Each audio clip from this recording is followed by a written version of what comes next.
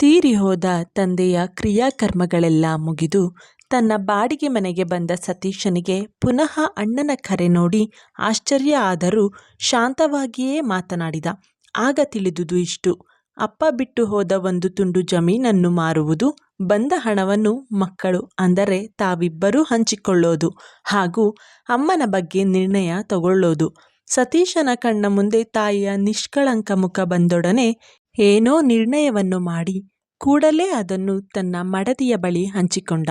ಅವಳು ಸಮ್ಮತಿಸಿದಳು.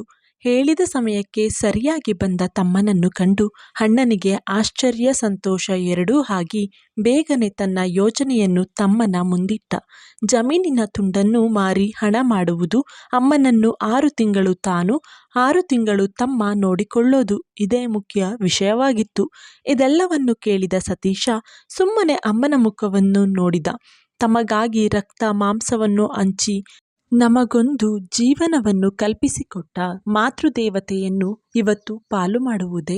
ಸತೀಶ ಮನೆಯ ಸುತ್ತ ಕಣ್ಣು ಹಾಯಿಸಿದ.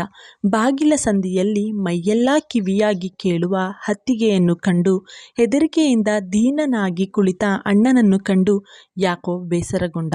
ಕೂಡಲೇ ಎದ್ದು ನಿಂತು ದೀನಳಾಗಿ ನೋಡುತ್ತಿದ್ದ ತಾಯಿಯ ಕೈಯನ್ನು ಹಿಡಿದು ಎಬ್ಬಿಸಿ, ಅಮ್ಮ, ನಿನ್ನ ಬಟ್ಟೆಗಳನ್ನು ಒಂದು ಚೀಲಕ್ಕೆ ಹಾಕು ಎಂದು ಹೇಳಿ ಅಣ್ಣನ ಮುಖವನ್ನು ನೋಡಿ, ಅಣ್ಣ, ನನ್ನ ಅಮೂಲ್ಯ ಆಸ್ತಿ ನನಗೆ ಸಿಕ್ಕಿತು. ಈಗ ಉಳಿದುದೆಲ್ಲವೂ ನಿನ್ನ ಬಳಿಯೇ ಇರಲಿ ಎಂದು ಪ್ರೀತಿಯಿಂದ ತಾಯಿಯ ಕೈ ಹಿಡಿದು ಮನೆಯಿಂದ ಹೊರಗೆ ಬಂದ.